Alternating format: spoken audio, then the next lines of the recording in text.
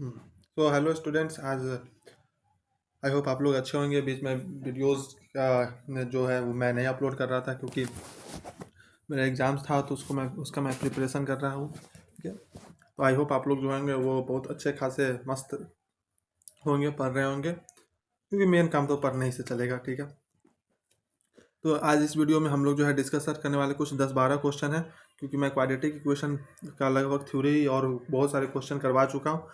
अब मैं क्या कर रहा हूँ, उसी क्वाड्रेटिक इक्वेशन के कुछ PYQs मैंने रिसेंट ईयर्स के ढूंढे हैं, और बहुत सारे इजी क्वेश्चंस है। तो होप ये वीडियो जो है कुछ ज़्यादा लंबा होने वाला नहीं है, बस 15 मुश्किल से 40 मिनट का ये वीडियो होने वाला होगा। अगर आप लोग जो है वो पहले से वीडियो देखते आ रहे हैं और समझते आ रहे हैं तो आप लोग के लिए आसान हो। तो करना क्या है, जैसे ही वीडियो पे क्वेश्चन आए आपको क्या करना है, पॉज करना है और उसको सॉल्व करना है, खुद से ट्राई करना है। अगर नहीं हो खुद से सॉल्व, फिर जो है सॉल्यूशन देखना है। पहले सॉल्यूशन मत देखिएगा, क्योंकि आप लोग को जो है फिर क्या हो जाएगा, आदत नहीं रहेगा कि प्रैक्टिस कर खुद से करने का, तो फिर वो दिक्कत आती है एग्जाम में। हर एग्जाम टाइम में थोड़ा थोड़ा कैलकुलेशन मिस्टेक, इसी सब कारण होता है। चलिए ठीक है, तो let's start with question number 1। Question number 1 क्या कह रहा है? क्वेश्चन नंबर 1 ये कह रहा है, सबसे पहले एक मिनट, सॉरी। क्वेश्चन नंबर 1 ये कह रहा है कि द ग्राफ ऑफ पॉलिनोमियल, एक पॉलिनोमियल बहुत ज़्यादा मोटा है, एक मिनट रुक जाइए, इसका थोड़ा सा जुगाड़ किया जाए। हाँ, the graph of polynomial Px cuts the x-axis at 3 point and touches it at 2 other points. The number of zeros पूछा है। जीरोज कहने का मतलब क्या होता है? सिंपल सा जो है, आप लोग को 9th क्लास में या फिर क्लास 10th में मैंने बताया है कि जीरोज और रूट्स जो है एक ही बात बोल रहा है, जो both are the same thing, कुछ ज़्यादा फर्क है नहीं। तो जीरोज पूछा, और क्या कह रहा है क्वेश्चन, क्या कह रहा है क्वेश्चन को ऐसे समझिए। ठीक है, यहाँ देखिए कह रहा है कि मान लीजिए कोई पॉलिनोमियल का ग्राफ है। ठीक है, पॉलिनोमियल का जो ग्राफ है ना, वो कुछ ऐसा जा रहा है।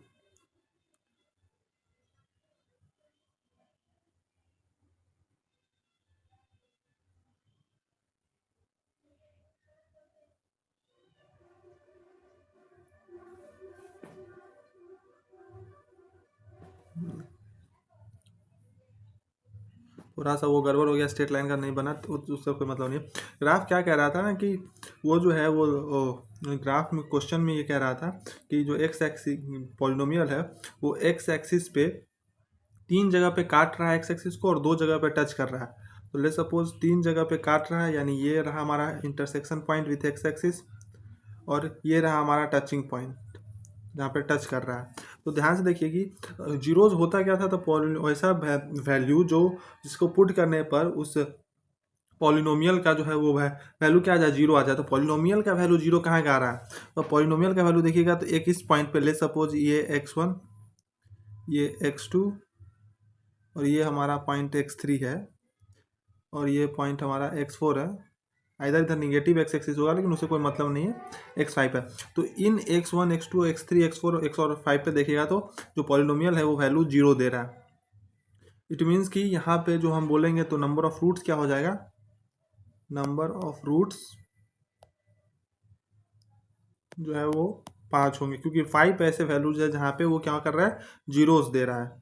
ठीक है, अब याद कीजिए आप जो आप लोग को, इसलिए पॉलिनोमियल का अब इसमें क्या पता है, इसमें कैसे पता चला, इसमें सिंपल सा एक छोटा सा चीज़ का यूज़ किया कि रूट किसी भी पॉलिनोमियल फंक्शन के रूट का क्या मतलब है ग्राफिकली। तो ग्राफिकली मतलब वही होता है कि वैसा वैल्यू जहाँ पे ग्राफ जो हो वो एक्स एक्सिस को कट करे, या फिर पॉलिनोमियल का वैल्यू जीरो हो रहा हो तो उसको कहते हैं, तो ग्राफिक एक्स एक्सिस को कट या टच कर रहे वो रूट हो जाता है। ठीक है, चलिए नेक्स्ट क्वेश्चन पे आते हैं।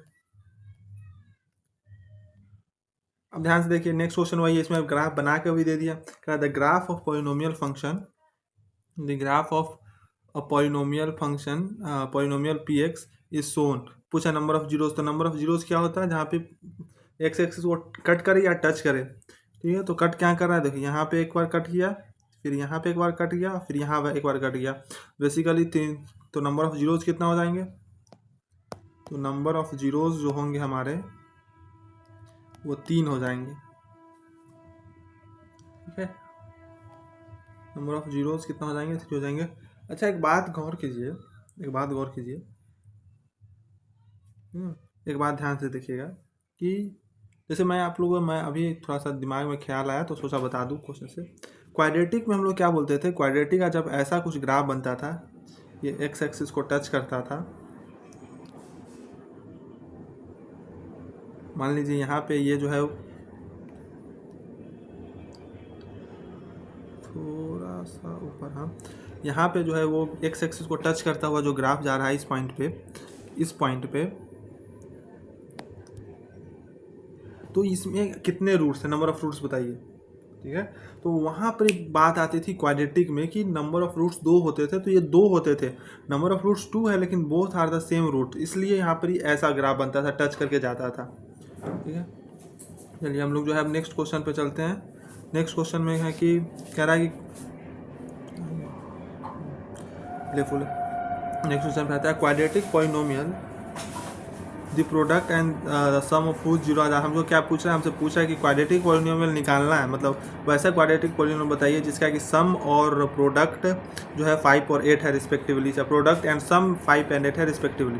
तो एक बात मान लीजिए, तो हम लोग को दे रखा है कि मान लीजिए रूट्स जो है we have alpha and beta, तो अल्फ़ा प्लस बीटा यदि है दे रखा है हमको 8, ठीक है, और अल्फ़ा बीटा दे रखा है 5, अल्फ़ा प्लस बीटा दे रखा है 8 और अल्फ़ा बीटा क्या दे रखा है 5। ओके, हम लोग जो क्वाड्रेटिक निकालने के, जब रूट्स का सम और प्रोडक्ट पता हो तो क्वाड्रेटिक निकालने के लिए क्या फार्मूला यूज करते थे, सिंपल सा फार्मूला यूज करते थे, एक्स स्क्वायर माइनस यहाँ पे रहता था एक्स प्लस यहाँ पे एक जगह छोड़ते थे इज इक्वल्स टू 0। अब आप लोग याद कीजिए, जब मैं ये फार्मूला बताया था तो बोला था कि यहाँ पर जो है इस जगह पे हम लोग क्या करते हैं, सम ऑफ रूट्स रखते हैं, और इस जगह पे जो है वो हम लोग प्रोडक्ट ऑफ रूट्स रखते हैं। क्या रखते हैं, प्रोडक्ट ऑफ रूट्स। ओके, तो सम ऑफ रूट्स हमारा क्या है, तो सम ऑफ रूट्स जो है हमारा 5 दे रखा है, तो सो हमारा क्वाड्रेटिक पॉलिनोमियल जो रिकॉर्ड है, सॉरी सम कितना दे रखा है एक बार चेक कर लेते हैं। तो सम हमारा दे रखा है 8, तो 8x हो जाएगा, तो यहाँ पर ही 8x हो जाएगा, और प्रोडक्ट क्या दे रखा है, प्रोडक्ट दे रखा है वी हैव 5, तो प्रोडक्ट हमारा क्या हो जाएगा 5 यहाँ से, तो डैट इज इक्वल्स टू 0। तो ये हमारा जो है वो क्या हो गया, रिक्वायर्ड पॉलिनोमियल हो गया। ठीक है, तो नेक्स्ट क्वेश्चन में मूव करते हैं, तो नेक्स्ट क्वेश्चन पे चलते हैं। नेक्स्ट क्वेश्चन हमारा कहाँ गया, ये रहा। अब यहाँ पे हम लोग से क्या बोला गया है, देखिए यहाँ पे बोला गया है कि x-1 जो है, यहाँ पर क्वेश्चन के हिसाब से देखिएगा तो x-1 जो है इस पॉलिनोमियल का फैक्टर है। फैक्टर बोले तो कंप्लीटली डिवाइड करता है। ठीक है, अब ध्यान से देखिए, कंप्लीटली डिवाइड करेगा तो इसका जो रूट है और इसका जो रूट होगा वो सेम होगा। चाहे आप लोग रिमाइंडर या फैक्टर थ्योरम से ये जानते होंगे कि जैसे मान लीजिए लेट होप आप लोग का रिमाइंडर थ्योरम जो क्लास 9 में शायद पढ़ाया जाता है और क्लास 10 में मैं उसको भी एक तरह से रिवाइज करवा देता हूँ। तो रिवीजन में देखिएगा, जैसे मान लीजिए कोई पॉलिनोमियल है px, कोई पॉलिनोमियल है px, उसको मैं जो है वो दूसरे पॉलिनोमियल qx से डिवाइड कर रहा हूँ। ठीक है, इससे डिवाइड कर रहा हूँ qx से, क्या छोड़िए अगर रुक जाइए, फिर से सॉरी, मान लो px एक पॉलिनोमियल है, उसको मैं डिवाइड कर रहा हूँ x माइनस ए से। ओके, x माइनस ए से, देन क्या होगा, तो इसको हम लोग अगर रिमाइंडर थ्योरम से लिखे, याद कीजिए कोसेंट वाला रूल कि px को कैसे लिखेंगे, x माइनस ए, एक रिमाइंडर कुछ आएगा, सॉरी कोसेंट आएगा, तो कोसेंट को qx मान लेते हैं, प्लस रिमाइंडर आएगा। ठीक है, तो दिक्कत है। अब यहाँ पर अगर pa कैलकुलेट कीजिएगा, pa x के जगह a पुट कीजिएगा pa, तो that is going to be remainder, तो रिमाइंडर हमारा pa आएगा। यानी आपको कोई पॉलिनोमियल है उसको x माइनस ए से डिवाइड कर रहे हैं, तो आपको अगर रिमाइंडर निकालना हो तो डिवाइड करने का कोई ज़रूरत नहीं है, इसका फैक्टर निकालिए और इसमें पुट कर दीजिए, तो आप लोगों को क्या मिल जाएगा, रिमाइंडर मिल जाता है। अब यहाँ कह रहा है कि ये फैक्टर है, इट मीन्स कि ये कम्प्लीटली डिवाइड करेगा। अगर फैक्टर रहेगा तो कम्प्लीटली, ये फैक्टर बोल रहा है, इसका मतलब क्या है, फैक्टर बोल रहा है तो हमारा जो रिमाइंडर है वो 0 हो जाना चाहिए। अब रिमाइंडर 0 होगा तो इसमें रिमाइंडर के हिसाब से क्या हमारे पास पॉलिनोमियल क्या है, हमारे पास जो दिया हुआ पॉलिनोमियल है P x is equals to A X square, एक सेकेंड, एक मिनट देख लेता हूँ क्या है पॉलिनोमियल दे रखा है, X cube plus A X square plus B, X cube plus A X square plus B जो है वो है हमारा दिया हुआ पॉलिनोमियल। ओके, आई होप इसमें कोई तो अभी तक तो कोई दिक्कत नहीं होगा। अब हम इसको क्या कर रहे हैं, इसको डिवाइड कर रहे हैं x माइनस वन से। अब इसको x माइनस वन से यदि हम डिवाइड कर रहे हैं तो अगर हमको रिमाइंडर निकालना हो तो रिमाइंडर निकालने के लिए क्या, अभी मैंने ऊपर प्रूफ किया, रिमाइंडर निकालने के लिए डायरेक्ट r का वैल्यू ए जो इसका फैक्टर होगा वो पॉलिनोमियल में पुट कर दो तो रिमाइंडर डायरेक्ट निकल जाता है। तो p x is equals to 1 का cube plus a plus b. अब ध्यान से देखिए, एज अ प्रॉपर क्वेश्चन के हिसाब से इसका फैक्टर होना होता, तो फैक्टर अगर होगा तो रिमाइंडर जीरो होना चाहिए। अब रिमाइंडर जीरो होगा कब, रिमाइंडर जीरो होगा इट मीन्स कि ये वैल्यू हमारे पास जीरो होना चाहिए। तो A plus B plus 1 is equals to zero. तो यहाँ से a प्लस बी हमारे पास किसके बराबर आ जाएगा, -1 के बराबर आ जाएगा। 1 सेकेंड, सॉरी, वही तो क्या है कि कुछ तो गड़बड़ है। यहाँ पे जो क्वेश्चन में है वो 2 मिसिंग है, क्वेश्चन में 2 है, यहाँ पे 2 होना चाहिए, यहाँ पे भी 2 होना चाहिए, यहाँ पे भी 2 होना चाहिए और यहाँ पे भी 2।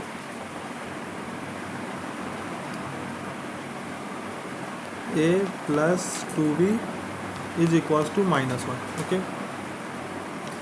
अब हम लोग चलते हैं, रिमाइंडर जीरो होना होता और क्वेश्चन में एक और चीज़ दे रखा है, क्वेश्चन में एक और a plus b is equals to 4 दे रखा है। ओके, तो यहाँ पर अगर a plus b is equals to 4 है, यदि मैं इसमें से इसको घटा दूँ तो क्या आएगा, घटा दूँ तो b इज इक्वल्स टू -5 आएगा। यदि b -5 आया तो a हमारा क्या आ जाएगा, तो a हमारा जो आएगा वो 9 आएगा। ठीक है, b माइनस a 9 आया, तो हमसे पूछा क्या गया क्वेश्चन में, a माइनस b, तो 9 minus -5 and that is going to be 14। Okay, अब चलते हैं आगे। नेक्स्ट क्वेश्चन क्या कह रहा है, नेक्स्ट क्वेश्चन कह रहा है कि if alpha and beta are the zeros of the quadratic polynomial P x is equals to x square minus k x plus 6 और 2k-1, मतलब ये क्वाड्रेटिक पॉलिनोमियल दे रखा है, उसको मैं लिख लेता हूँ अलग से, क्योंकि पिछले क्वेश्चन में मैंने लिखने ही में गलत कर दिया था, क्या लिख दिया था मैं, 2 मिसिंग कर गया था। चलिए, तो एक्स स्क्वायर माइनस के प्लस 6x प्लस 2 इंटू के माइनस, फिर से गड़बड़ कर रहा था, 2k-1। ओके, अब आगे जो है वो चलते हैं, क्या कि हमसे बोला गया है कि अल्फ़ा प्लस बीटा क्या होगा, अकॉर्डिंग टू कोफिशिएंट से का रिलेशन और रूट्स के बीच का रिलेशन जो मैंने आपको शायद सेकेंडरी लेक्चर में बताया था, उसका इस्तेमाल करते हुए हम लोग बोल सकते हैं कि इसका जो रूट है सॉरी फॉर द डिस्टर्बेंस, यहाँ क्या कर रहा था, देखिए कोफिशिएंट और रूट्स के बीच का जो रिलेशन है उसके हिसाब से हम लोग डायरेक्ट यहाँ से कैलकुलेट कर सकते थे कि अल्फ़ा प्लस बीटा जो है, यानी जो ये दो रूट है उसका सम जो होगा वो हमारे पास माइनस टाइम्स के plus 6 by coefficient of A X square, तो 1। ओके, तो ये जो होगा वो हमारे पास के प्लस 6/1 के बराबर होगा। उसी तरह प्रोडक्ट ऑफ रूट यदि निकालने जाए तो that is going to be equals to हमारा कांस्टेंट। तो हम लोग यहाँ पे ये थे कि अल्फ़ा और बीटा जो थे, अल्फ़ा और बीटा का जो प्रोडक्ट होगा वो constant term by coefficient of x square, तो 2 इंटू 2k -1/1 होगा। ओके, अब कह रहा है कि, और क्वेश्चन में ये दे रखा है, अकॉर्डिंग टू क्वेश्चन ये बोला जा रहा है कि अल्फ़ा प्लस बीटा जो है वो हाफ टाइम्स अल्फ़ा बीटा है, देन यही चीज़ दे रखा है ना, हाँ चलिए, तो इस हिसाब से हो जाएगा कि k प्लस 6 जो है ये 1/2 इंटू 2 टाइम्स 2k-1 के बराबर है। ओके, 2 से 2 गया, यहाँ से अगर k का वैल्यू निकालो तो k is going 7 is equals to k आएगा, k का वैल्यू 7 आएगा। आई थिंक हम लोगों को k का वैल्यू ही निकालना था, यस k का वैल्यू निकालना था, तो k का वैल्यू हमारा 7 होगा आंसर। तो आप लोग ये देख रहे होंगे कि कितना इजी से इजी क्वेश्चन जो है वो पूछा जाता है बोर्ड के एग्जाम में। X square x square is equals to 0.04।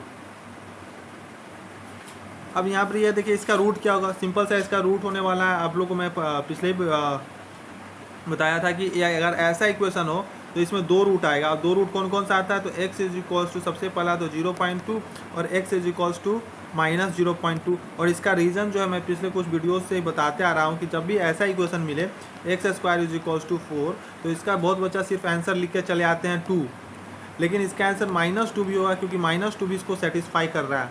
अगर वहीं पर अगर लिखा हो जाता है x इज इक्वल्स टू √4 तो यहाँ पर भी इसका मतलब और इसका मतलब दोनों एक बच्चा x मान लेते नहीं, क्योंकि रूट के अंदर निगेटिव नंबर जो है ये कभी भी अलाउड नहीं होता है। दैट्स वाई ये जो है हम लोग का इसका आंसर सिर्फ 2 आता है और इसका आंसर 2 आता है, तो उसी के लॉजिक के हिसाब से ये आएगा। बोर्ड में बहुत बच्चे गलती यही करके आएंगे कि आइदर वो एक वैल्यू पुट करके आएंगे या फिर दो एक क्या नहीं किए होंगे। बहुत सारे बच्चे ये गलती किए होंगे पक्का 100% श्योर। अब आ जाते हैं ये जो है next question, it is very important.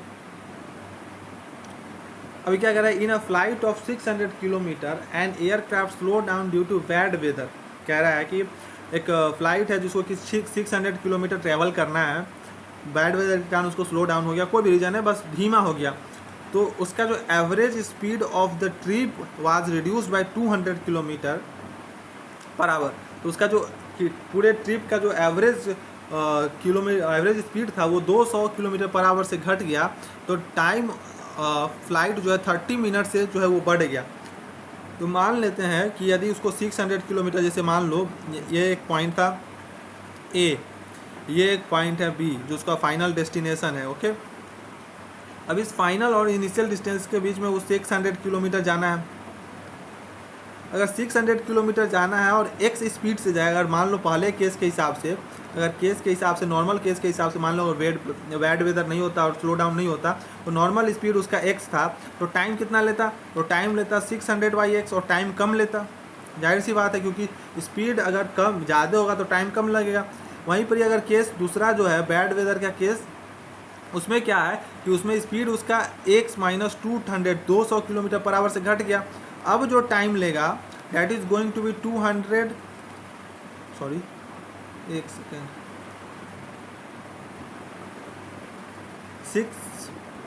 600/x -2,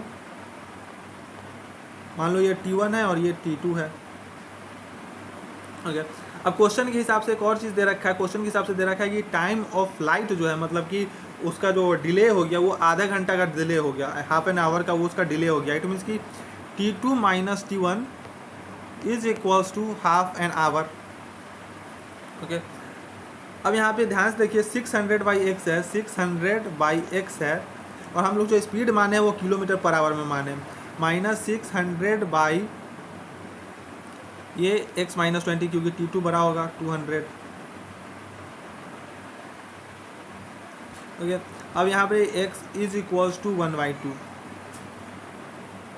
और मैंने इस तरह का इक्वेशन आप लोगों को पिछले कुछ वीडियोस में ही बना के बताया था और सॉल्व करके भी बताया था बजाबते। लेकिन अब मैं जो है उसको सॉल्व नहीं करूँगा, सॉल्व करना इसमें कुछ ज़्यादा हार्ड है नहीं, फिर भी मैं इक्वेशन और सिंप्लीफाई कर देता हूँ। 600 कॉमन ले लीजिए, 600 कॉमन लेने के बाद यहाँ पर एलसीएम लेने के बाद ये बचेगा x × x - 200। ठीक, तो यहाँ पर बच जाएगा ऊपर में x और x - 200, तो ऊपर में 200 बचेगा इज इक्वल्स टू 1/2। अब इधर जाएगा तो 2400 is equals to x² - 200x। तो x² - 200x - 2400 is equals to 0।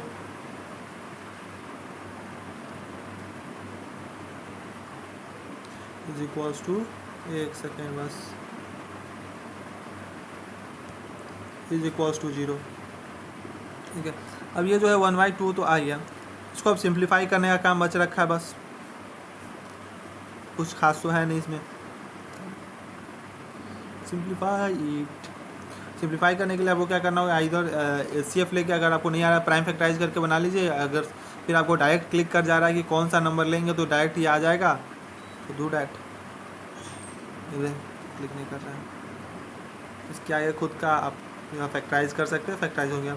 ये जो क्वेश्चन है, इस क्वेश्चन में जहाँ से मैंने PYQ देखा रहा था तो उस क्वेश्चन में कुछ एरर आ रहा था, लेकिन मैं जब पढ़ा तो कुछ एरर तो नहीं मुझे लगा नहीं, इसलिए मैं इस क्वेश्चन को लिख कर ले आया। तो आपको क्या काम करना है कि इस क्वेश्चन को आप लोग वीडियो पॉज करके नोट डाउन करके एक बार खुद से ट्राई करना है, ट्राई करना है और ट्राई करके आंसर लाना है, ठीक है। अब जो भी आंसर आए वो अलग बात है, फिर मैं उसको नेक्स्ट वीडियो में जो है उसको अच्छी तरह से सॉल्व करके प्रॉपरली आप लोगों को बताऊंगा।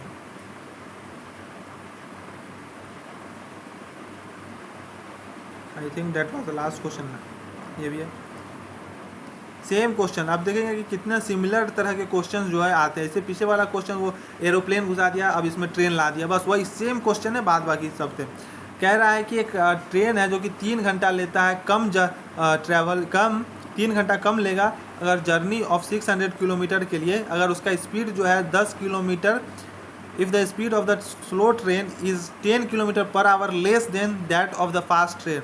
मतलब दो ट्रेन है, दोनों ट्रेन 600 किलोमीटर का जर्नी कर रहा है, और दोनों ट्रेन में से जो तेज़ ट्रेन चल रहा है वो 3 घंटा कम समय लेता है स्लो ट्रेन से, और स्लो ट्रेन का जो स्पीड है वो 10 kilometre per our come speed है फास्ट ट्रेन से। तो सिंपल से मान लीजिए, अगर फास्ट ट्रेन का स्पीड अगर आप x मानते हैं, फास्ट ट्रेन का यदि आप स्पीड x मानिएगा, देन हमारा टाइम कितना लेगा वो ट्रैवल करने के लिए, तो 600/x।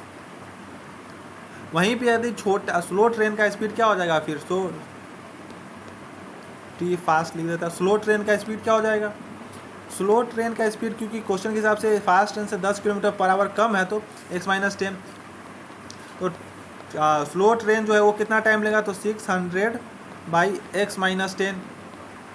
अब बोल रहा है यही दोनों टाइम का डिफरेंस जो है, टाइम ऑफ स्लो जो है और टाइम ऑफ फास्ट के बीच का जो डिफरेंस है वो 3 आवर का है। अभी इस तरह का क्वेश्चन सॉल्व करके आए ऊपर में, 600/x-10 minus 600/x is equals to 3। I hope आप लोग ये सॉल्व कर सकते हैं।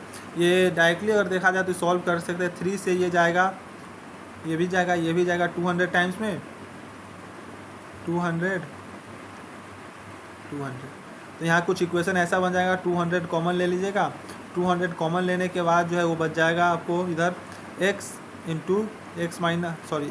Plus 1 second x-x+10 by x into x-10, that is going to be equals to 1। अब यहाँ से अगर तुम सॉल्व करो तो x² -10x प्लस 200 प्लस नहीं -200 इज इक्वल्स टू 0। तो साफ साफ दिख रहा है x-20 और x+10। तो स्पीड कभी निगेटिव हो नहीं सकता है, तो एक का speed x is equals to 20 kilometre per hour ही होगा, और दूसरे का स्पीड इससे 10 किलोमीटर कम होगा तो दूसरे का स्पीड 10 किलोमीटर पर आवर हो जाएगा।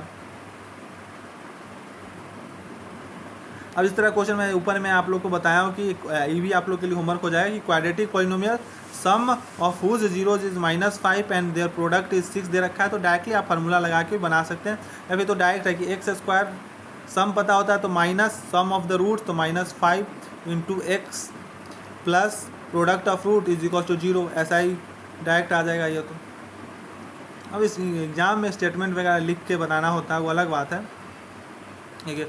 अब यहाँ पर ये बात है, मैं शायद ये क्वेश्चन जो है मैं ये क्वेश्चन करवा चुका हूँ प्रीवियस वीडियो में। अगर आप लोग इस क्वेश्चन को देखेंगे कहीं ना कहीं आप लोग को मिलेगा ये क्वेश्चन, और मैंने आप लोग को बोला भी था कि एज अ रिजल्ट आप लोग उसको याद कर लीजिए। तो यहाँ पर यदि इस तरह क्वेश्चन ऑब्जेक्टिव में आता है तो आपको कुछ मिनटों नहीं लगेगा, सॉल्व हो जाएगा। मिनट क्या बोले थे कि जब भी बोले कि एक क्वाड्रेटिक दे दे और दूसरा क्वाड्रेटिक निकलवाए आपसे और बोले कि जो क्वाड्रेटिक दे रखा है उसका रूट्स और जो निकालना है उसका root both are the reciprocal of each other, तो आपको कुछ नहीं करना होता है। जो रिक्वायर्ड पॉलिनोमियल रिक्वायर्ड एफ जो होगा उसको रिक्वायर्ड को हम लोग रिक्वायर्ड px लिखते हैं, वो जो होगा सब सिर्फ कांस्टेंट टर्म और कोफिशिएंट ऑफ x² का जगह रिप्लेस कर दीजिए, वही होता है डायरेक्ट। आप लोग को मैंने इसको प्रूफ करके भी दिखाया, और प्रूफ मैं दोबारा करना नहीं चाह रहा हूँ, पिछले वीडियो में है जो आप लोग देख सकते हैं, उसमें प्रॉपरली डिटेल्ड में एक्सप्लेन हुआ है। तो आई होप आई थिंक ये लास्ट क्वेश्चन था इस बार, आज का लास्ट क्वेश्चन था। तो आई होप आप लोग को समझ में आया होगा, और जो शायद 2 क्वेश्चन होमवर्क दिए थे उसको आप लोग जो है वो कंप्लीट करके रखिएगा। और आखिरी में थैंक यू वेरी मच।